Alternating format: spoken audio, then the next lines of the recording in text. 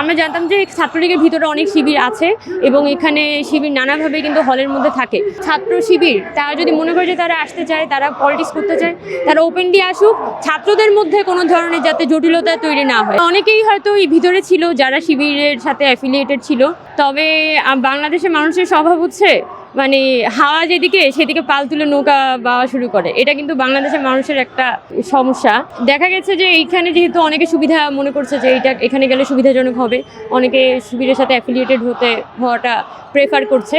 তবে আমরা যতটুকু জানতাম, আমরা যখন ক্যাম্পাসে 6 বছর পড়াশোনা করছি, আমরা জানতাম যে ছাত্রলীগের ভিতরে অনেক শিবির আছে এবং এখানে শিবির নানাভাবে কিন্তু হলের মধ্যে থাকে। এটা কিন্তু আমরা সবাই জানতাম। এখন এটা যা ছাত্র প্রকাশ করছে, মানে যারা যারা শিবিরে ছিল তাদের তো এখন কোনো থ্রেট নেই, ছাত্রলীগ বা অন্য কোনো থ্রেট তো তারা ফিল করছে না, তাহলে তারা আস্তে আস্তে ওপেন পলিটিক্সে আসার চেষ্টা করছে। আমারও মনে হয় যে ছাত্রলীগ, ছাত্র শিবির তারা যদি মনে করে যে তারা আসতে চায়, তারা পলিটিক্স করতে চায়, তারা ওপেনলি আসুক।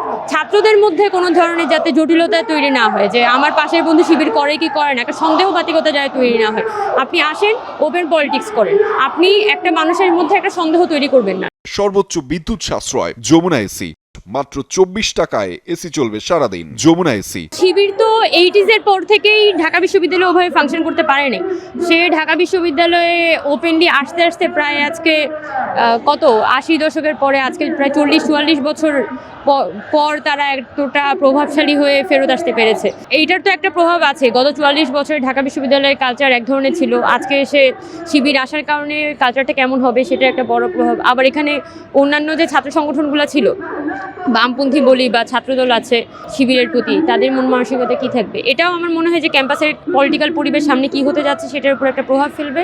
আরেকটা বড় বিষয় হচ্ছে আসলে সামনে ডাকসু নির্বাচনে আসলে যারা ভালো পারফর্ম করতে পারবে, আমার মনে হয় যে ছাত্রদের ক্যাম্পাসটা আসলে তারাই নতুন করে বিনির্মাণ করবে। এবং আমি এক্সপেক্ট করি আসলে এখানে ছাত্র সংগঠনগুলার এখন আর মুখ্য বিষয় না। যদি আমি ছাত্র সংগঠনগুলোর মধ্যে দিয়েই হচ্ছে ক্যাম্পাসটাকে চিন্তা করতে থাকি, তাহলে কিন্তু দিন শেষে আমার যে গণভুত্থানের শক্তি সেটা গোষ্ঠীভুক্ত হবে। এবং আমাদের দায়িত্ব এই গণভুত্থানের শক্তিকে যত বেশি সাধারণের মধ্যে ছড়িয়ে দেওয়া যায়, সেই জন্য সাধারণ ছাত্রদেরকে আসলে নিজেদের একটা এজেন্সি হোল্ড করতে হবে এবং তার ডিসাইড করতে পারতে হবে যে সে কী চায়। সে এই রাজনৈতিক দলগুলোর মধ্যে ঘোরাফেরা করলে আমার মনে হয় যে দিন শেষে রাজনৈতিক দলগুলোই পাওয়ারফুল হবে এবং সাধারণ ছাত্ররা দিন শেষে ক্ষমতাহীন হয়ে পড়বে।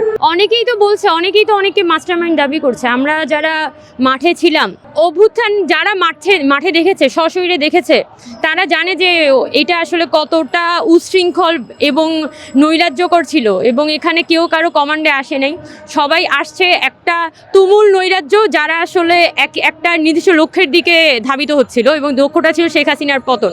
এবং ওই নৈরাজ্যটা ইনএভিটেবল ছিল। যদি এখানে কোনো নির্দিষ্ট গোষ্ঠী এটার পিছনে মদতদাতা হতো, তাহলে কিন্তু সরকার ধরে ফেলতো এবং সরকার কিন্তু নানানভাবে সাবোটেজ করে এই আন্দোলনটা দমন করার চেষ্টা করতো।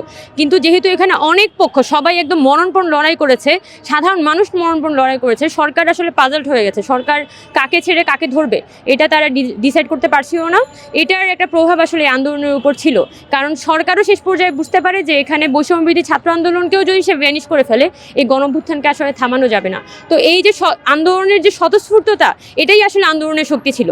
সেই জায়গা থেকে কোনো ছাত্র সংগঠন যদি মনে করে যে তারা এটার লিডার ছিল, এটাই গণভুত্থানের সাথে আসলে গণভুত্থানের আকাঙ্ক্ষার সাথে আমি বেইমানি মনে করি।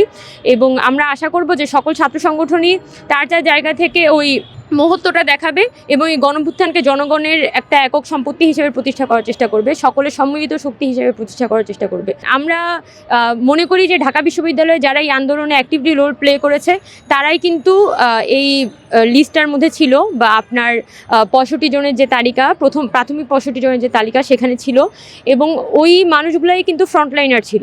এখন এখানের মধ্যে কে শিবির, কে অনেকে তো ছাত্রলীগও ছিল। তো ওই ছাত্রলীগ, এখন কি আমি বলতে পারি যে ছাত্রলীগ মাস্টার মাইন্ড? তো আমি বলতে পারি না। এখন অনেক ছাত্র তো ছাত্রলীগ অবস্থায় থেকেছে, আমি ফেডারেশন থেকে ছিলাম, অনেক সাধারণ মানুষ ছিল। এটা আসলে একটা স্বতঃস্ফূর্ত আন্দোলন ছিল এবং যারা কাজ করেছে তারাই স্পেস পেয়েছে। এখন কেউ যদি মনে করে যে সে ছাত্র শিবির করতে চায়, এটা তার ব্যাপার।